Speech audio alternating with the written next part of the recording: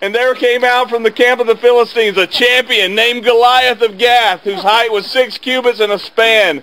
And he had a helmet of bronze on his head, and he was armed with a coat of mail, and the weight of his coat was 5,000 shekels of bronze.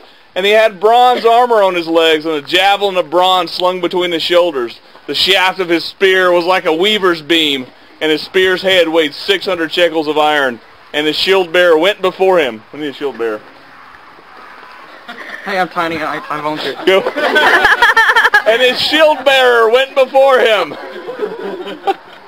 He stood and shouted to the ranks of the Israelites, "Why have you come out to draw up for battle? Am I not a Philistine, and are you not servants of Saul? Choose a man for yourselves and let them come down for me. If he is able to fight with me and kill me, we will be your servants. But if I prevail against him and kill him, then you shall be our servants and serve us." The Philistines said, "I defy the ranks of Israel this day. Give me a man that we may fight together." And when Saul and all of the Israel heard the words of the Philistines, they were dismayed and greatly afraid. All right, be greatly afraid. Oh, no!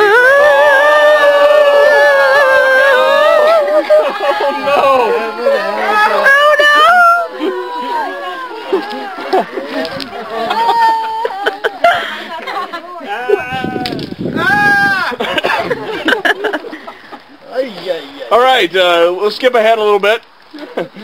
And the men of Israel, when they saw the man, fled from him and were much afraid and flee, I guess, I don't know.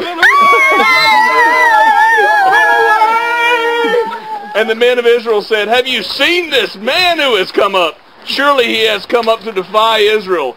And the king will enrich the man who kills him with great riches and give him his daughter and make his father's house free in Israel." Oh. And David said to the man who stood beside him, "What shall be done for the man who kills this Philistine and takes away the reproach of Israel? For who is this uncircumcised Philistine that he should defy the armies of the living God?" And the people answered him in the same way, "So shall it be done to the man who kills him." All right, we're going to skip ahead. We need Saul. Saul. Who's the tallest? Dr. Williams. Dr. Williams is Saul. All right. All right. And Saul clothed David with his armor. He put a helmet of bronze on his head and clothed him with a coat of mail. And David strapped his sword over his armor. And he had tried in vain to go, for he had not tested them. Then David said to Saul, "I cannot go with these, for I have not tested them." So David put them off. Then he took his staff in his hand. His staff. And he chose 5 smooth stones from the brook. Okay? And he put them in the shepherd's pouch.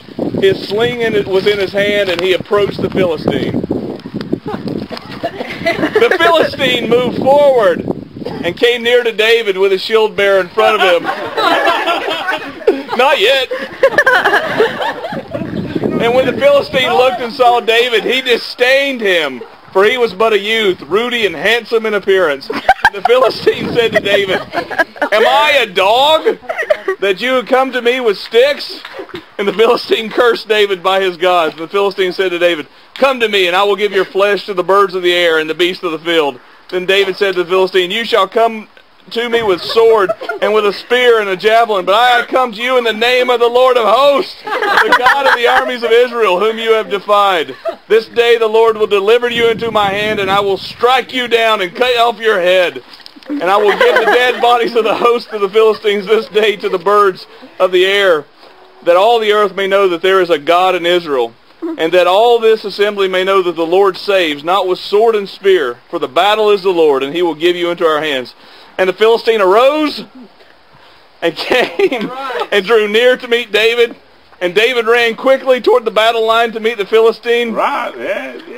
And David put his hand in his bag and took out a stone and slung it and struck the Philistine on the forehead.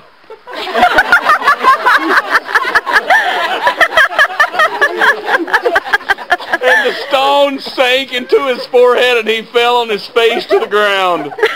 So David prevailed over the Philistine with a sling and a stone, and he struck the Philistine. Do we run a football? Put your foot on his back! And killed him. And there was no sword in the hand of David. And David ran and stood over the Philistine and took the sword and drew it out of its sheath and killed him and cut his head off with it. When the Philistines saw their champion was dead, they flee. And the men of Israel and Judah rose with a shout and pursued the Philistines as far as Gath. Pursued!